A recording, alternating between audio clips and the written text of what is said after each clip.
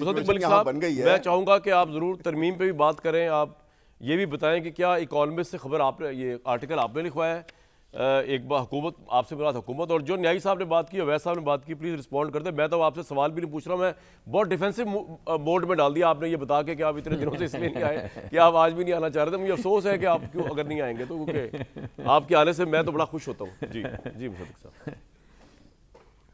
نہیں میں بھی آ کے بڑا خوش ہوتا ہوں, مگر آپ سے دل لگی نہ کی جائے تو پھر پروگرام بڑا سیریس یہ والی بات نہ کیا کریں, آنے نہ جانے کی جھوک چلتی رہے. تھوڑی بات ملک صاحب کے آنے سے میں بھی خوش ہوتا ہوں, آپ کو یہ بتا دوں. واہ واہ, صرف نیائی صاحب رہ گئے اب آپ کی خوشی. دیکھیں جی نہیں تھینک یو. نیازی صاحب کی میں منت کر لوں گا, وہ تو میرے بھائی ہیں بڑے. بالکل ٹھیک ہے. تو دیکھیں بات یہ ہے کہ 2-3-4 باتیں ہوئیں. ابھی میرے بھائی نے کہا کہ ہم بغیر جنگ کیے ہار گئے. ارے بھائی ہم تو جنگ کر کے جیتے ہیں یار, آپ کیسی بات کر رہے ہیں, بغیر جنگ کے ہار گئے.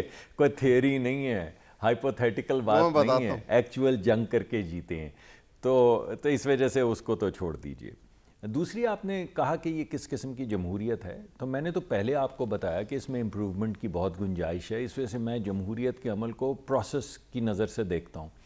اب ہمارے پاس ایک چوائس ہے کہ اگر پروسیس اس وقت اس میں کچھ قباحت ہے, کچھ جھول ہیں جو ہم نے سیدھے کرنے ہیں, تو ہم اس کو بساط کو ہی الٹا دیں. 3-4 مرتبہ تو ہم الٹا بھی چکے ہیں, لیکن وہ تو کچھ ایسا سودمند اس کا نتیجہ نہیں نکل سکا. تو میں یہ سمجھتا ہوں کہ یہ پروسیس کو چلنا چاہیے, اس کو بہتر ہونا چاہیے. اور کوئی بھی شخص جو کہے کہ اس پروسیس کو بہتر ہونا چاہیے, ہم اس کو کبھی بھی, میں نے تو کبھی بھی نہیں کہا کہ نہیں ہونا چاہیے. مجھے تو خود ہم آپ ہی کے پروگرام پہ آ کے پروٹیسٹ کرتے رہے ہیں کہ دیکھیں دھکے دے کے ہمیں وہ ہمارے آروز کو نکال دیا, یا وہ پتہ نہیں وہ کیا دھند آ گئی اور پتہ نہیں کیا کیا ہو گیا. لیکن یہ پروسیس ہے, ساری ہماری جو پولیٹیکل ہسٹری ہے وہ اس طرح چل رہی ہے. مگر ہمارے پاس آپشن یہی ہے کہ ہم اس پروسیس کو لے کے چلیں, اس کو ڈیریل نہ ہونے دیں, اس کو آگے بڑھائیں اور اس کو مضبوط کریں, اس میں بہتری لے کر آئیں. ٹھیک ہے. کچھ حوالے قرآن و سنت کے بھی دیے گئے. اب اس میں تو کیا تکرار ہے, اس سے کون تکرار کر سکتا ہے؟ جو چیز قرآن اور سنت سے مطابقت نہیں رکھتی ہوگی وہ ہٹ جائے گی, ٹیمپورلی آئے گی, ہٹ جائے گی, کوئی فرق نہیں پڑتا. لیکن میں آپ کو یہ بتانا چاہتا ہوں کہ یہ جو جن چیزوں کا آپ ذکر کر رہے ہیں اس کے پیچھے جی میں بتاتا ہوں آپ کو. ابھی پہلی بات تو یہ کہ میں کہہ نہیں رہا ہوں کہ یہ قرآن و سنت سے مناسبت نہیں رکھتی, وہ تو آپ کو کسی اچھے اسکالر کو بلا کے ان سے بات کرنی ہوگی, کیونکہ میری تو اس میں مہارت زیادہ نہیں ہے. لیکن میں آپ کو یہ تو بتاؤں گا نا کہ قرآن اور سنت میں تو یہ بھی نہیں لکھا ہوا کہ جو کورٹس ہیں وہ ڈاکٹرن آف نیسیسٹی لے کر آئیں. بالکل نہیں لکھا ہوا. قرآن اور سنت میں تو یہ بھی نہیں کہیں لکھا ہوا تھا کہ بھٹو کو پھانسی دی جائے. قرآن اور سنت میں تو نہ ایبڈو کا ذکر ہے اور نہ وہ دوسرا کیا وہ آیا تھا لوگوں کو ڈسکوالیفائی کرنے کا طریقہ کار, اس کا بھی کہیں ذکر نہیں ہے. قرآن اور سنت میں تو یہ بھی نہیں لکھا ہوا کہ اپنے بیٹے سے اگر تنخواہ نہ لو تو تمہیں ڈسکوالیفائی کر دیا جائے گا. قرآن اور سنت میں تو یہ بھی نہیں لکھا ہوا کہ سپریم کورٹ کا ایک جج جو ہے وہ ایک لوور کورٹ کے اوپر انسپیکٹر کے طور کے اوپر لگایا اس کو, یعنی انسپیکٹر کے طور پہ لگایا جائے گا. الٹیمیٹ اپیل آپ کی سپریم کورٹ میں ہوتی ہے. سپریم کورٹ کا جج ایک لوور کورٹ کے اوپر انسپیکٹر بن کے خود بیٹھے, تو آپ بتائیں کہ یہ قرآن اور سنت کے لحاظ سے کہاں لکھا ہوا ہے؟ قرآن اور سنت میں تو نہ پی سی او کا ذکر ہے, نہ کوئی ایسا فیصلہ لکھا ہوا ہے کہ behind all wealth is a crime.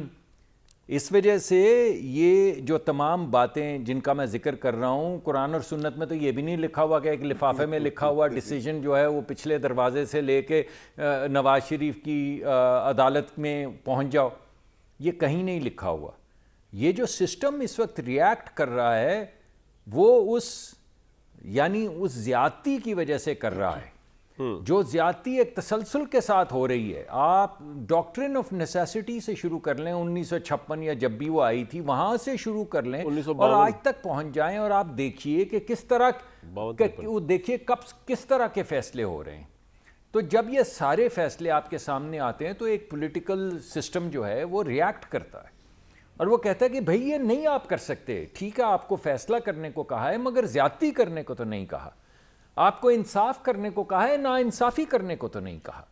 اور اگر آپ ایک انگریس جو ہے اس کو بڑھاتے چلے جائیں گے، بڑھاتے چلے جائیں گے، بڑھاتے چلے جائیں گے، یہاں تک کہ آپ ایک ملزم کو کہیں کہ نائس ٹو سی یو اور دوسرے کو آپ بولیں کہ یہ مافیا ہے، تو اگر آپ عدالتوں میں بیٹھ کے اس طرح کی گفتگو فرمائیں گے تو پھر ریاکشن آئے گا. یہ ریاکشن آیا ہے ان تمام چیزوں کا جو ایک تسلسل کے ساتھ عدالتیں کر رہی ہیں. آپ نے گیلانی صاحب کو خط نہ لکھنے پہ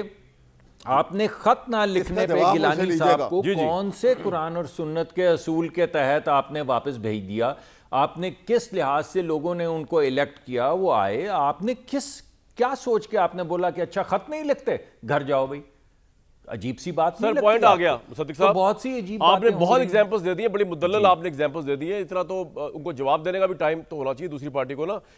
آپ نے کہا جمہوریت کو جو ڈیریل نہ ہونے دیں اس کے لیے ہم پوری کوششیں کر رہے ہیں، اور آپ نے ایگزامپلز گنوا دی قرآن و سنت کے خلاف. تو لگ ایسے رہا ہے کہ آپ نے خود ہی بتا دیا ریئیکشن ہے. ہر بندہ یا ریئیکشن یا ریونج موڈ میں ہے کہ جو ہمارا زیادتی ہو اس کا بدلہ لیں گے. اس کا مطلب یہ کہ نہیں ریونج نہیں میں معافی چاہتا ہوں. نہیں غلط نہیں، ایک منٹ مجھے تصحیح کرنے دیں. دیکھیں ریونج نہیں ہے. جب ایک سسٹم اپنی وہ جو سرکل ہوتا ہے، اپنا دائرہ ہوتا ہے، اس سے باہر نکلتا ہے، تو جس جگہ پہ نہیں سر، آپ جس جگہ پہ انگریس کر رہے ہیں وہاں سے پش بیک تو آئے گا نا. بالکل ٹھیک ہے سر. اگر پارلیمان بنی ہے تو پارلیمان بھی تو پش بیک کرے گی نا. پارلیمان بھی تو یہ کہے گی کہ آئین اور قانون بنانے کا حق ہمارا ہے اور کسی کا نہیں ہے. مصدق بھائی آپ کا پوائنٹ آ گیا.